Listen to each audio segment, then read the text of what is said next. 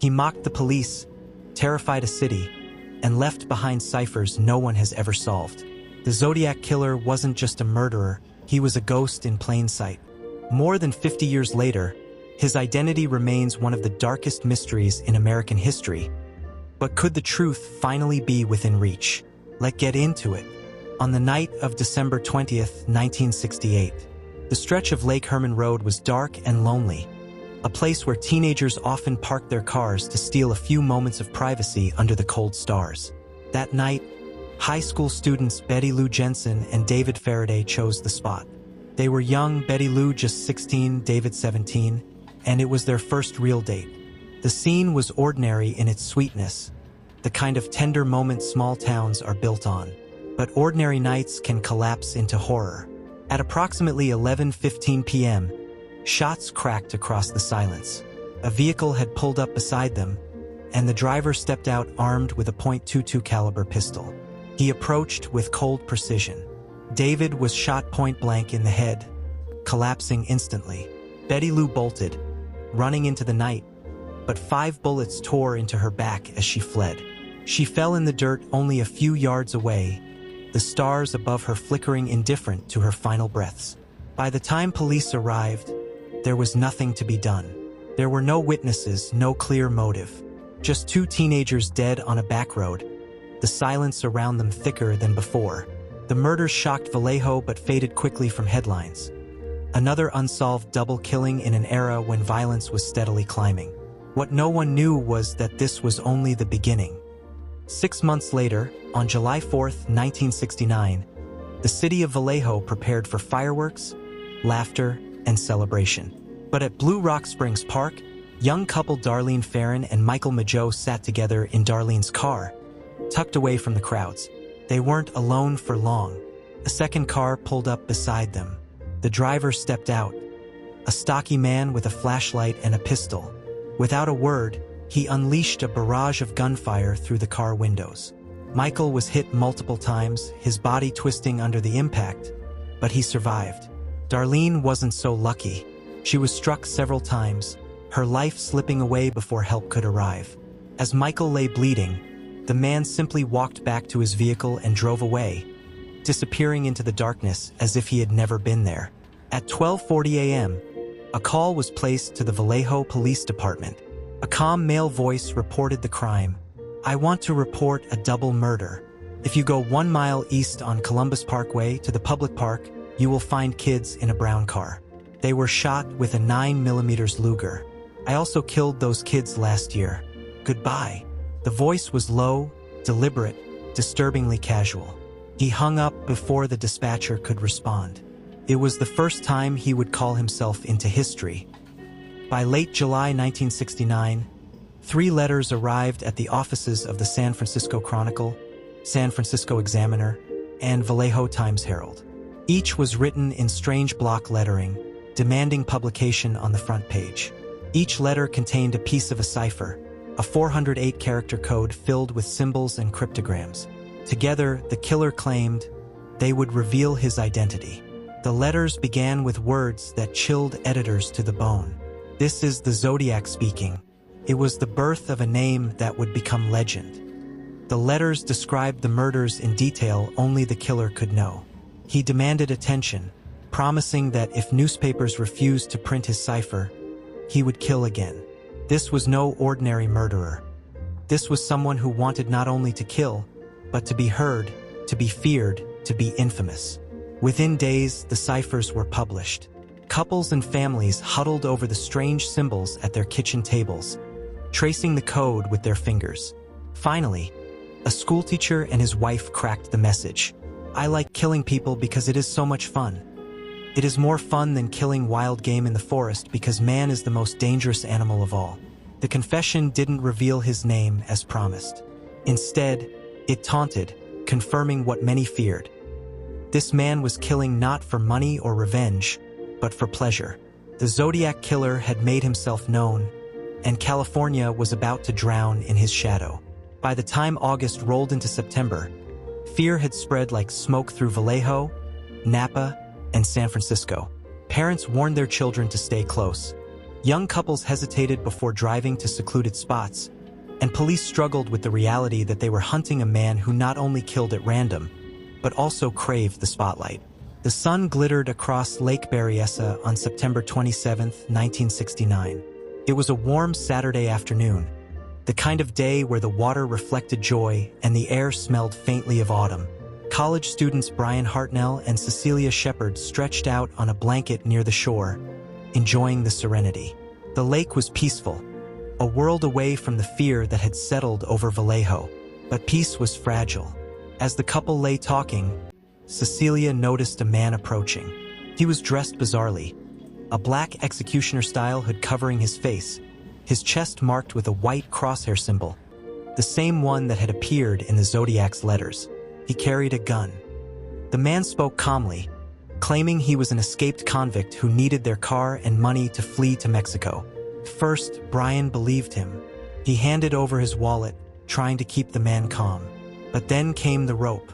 With chilling efficiency, the stranger bound Brian and Cecilia, tying them tightly and forcing them to lie face down. Then, without hesitation, he drew a long knife and began stabbing. 6 brutal thrusts into Brian, 10 into Cecilia. Her screams tore across the still water, silenced only by the brutality of the blade. When he finished, the attacker walked away as if it were nothing, scrawling his mark onto Brian's Volkswagen door, a circle with a cross through it. The date, the time. By knife. Hours later, a call rang into the Napa County Sheriff's Office. The same calm, detached voice confessed to the attack, giving exact directions. He hung up before police could trace the call. Miraculously, Brian survived. Cecilia, however, succumbed to her wounds 2 days later. Before her death, she described the costume, the symbol, and the coldness of the killer. Her final words gave investigators a face to match the shadow. Only 2 weeks later, on October 11, 1969, terror struck the heart of San Francisco. At the corner of Washington and Cherry Streets, cab driver Paul Stein picked up a fare near Union Square. The man requested a ride to Presidio Heights, a quiet neighborhood bordered by military grounds. But when they reached the intersection, the passenger pulled a gun and shot Stein in the head. It was a cold, calculated execution. The killer calmly wiped fingerprints from the cab, then tore a piece of Stein's blood-soaked shirt before vanishing into the night.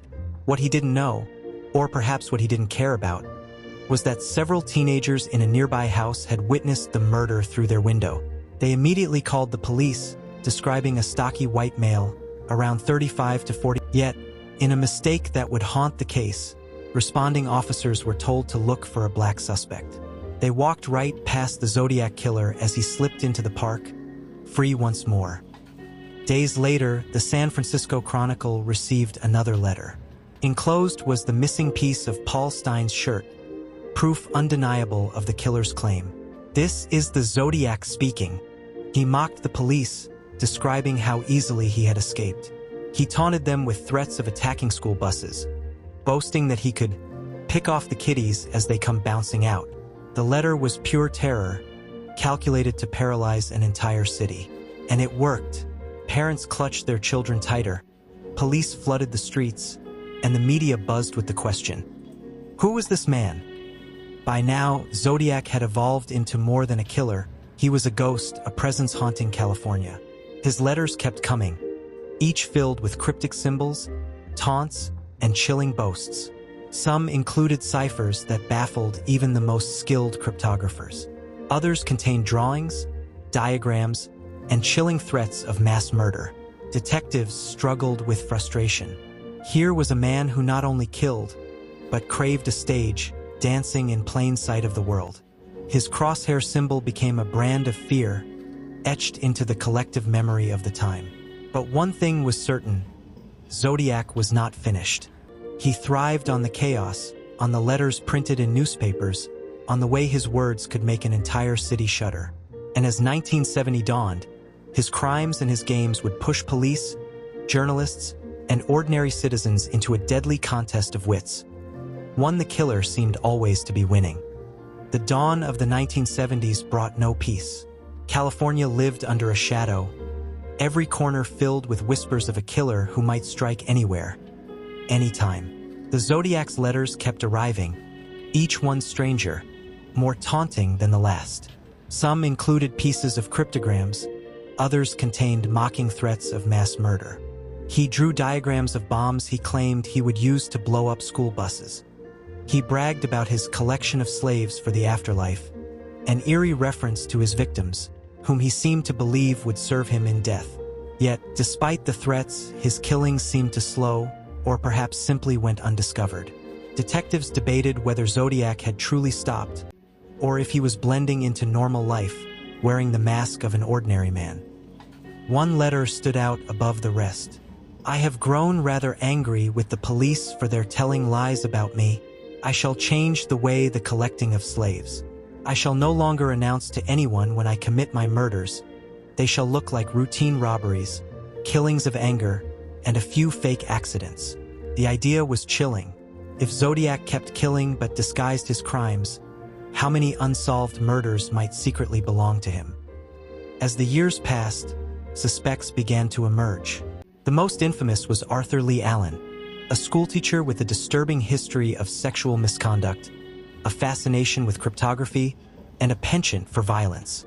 He lived near the early crime scenes, owned a watch with the Zodiac crosshair symbol, and reportedly once told a friend he wanted to kill couples at random. Police searched his home, uncovering disturbing writings and weapons. But despite circumstantial evidence, they never found enough to charge him. Handwriting tests and DNA samples from letters failed to conclusively link him. Allen died in 1992, never proven guilty. Other suspects surfaced over the years: career criminals, ex-military men, even journalists. Each one had pieces that fit the puzzle, yet the whole picture never came together. Zodiac remained faceless, an enigma cloaked in riddles. By the mid-1970s, the Zodiac's letters grew fewer, then stopped altogether. Some investigators believed he was dead or imprisoned under another name. Others believed he simply grew bored and moved on, living out his life in quiet anonymity while his legend grew larger than life. The killings, confirmed at least 5 dead, 2 survivors, and dozens of possible victims, were only part of his legacy. What made Zodiac terrifying was not just his brutality, but his mastery of fear. He controlled the public narrative, toyed with police, and turned murder into theater. He wanted to be remembered, and he succeeded. Decades later, cryptographers, detectives, and amateurs still chase his shadow. In 2020, one of his ciphers, the infamous 340 cipher, was finally cracked after 50 years. It revealed his taunting words but no true identity. Even with modern technology, DNA, and advanced forensics, the Zodiac remains a ghost. Was he Arthur Lee Allen? Was he someone who slipped through the cracks? A man whose neighbors never suspected a thing? Or was he someone else entirely, still laughing at how he outwitted the world? The truth is buried, perhaps forever, beneath the weight of time. But the terror he left behind still breathes in the whispers of unsolved murders, in the cold glint of unsent letters, in the mystery that refuses to die. The Zodiac Killer was more than a murderer. He was a manipulator of fear, a puppeteer of chaos. He killed, he taunted, he vanished, leaving behind a trail of blood and unanswered questions. To this day, his identity remains one of America's greatest mysteries. But now I want to ask you, do you think Arthur Lee Allen was the Zodiac, or was it someone else entirely? Do you believe Zodiac stopped killing, or did his crimes simply go unnoticed? Drop your thoughts in the comments below. And if you want more deep dives into the darkest and most mysterious true crime cases, don't forget to like, share, and subscribe to our channel so you never miss the next story.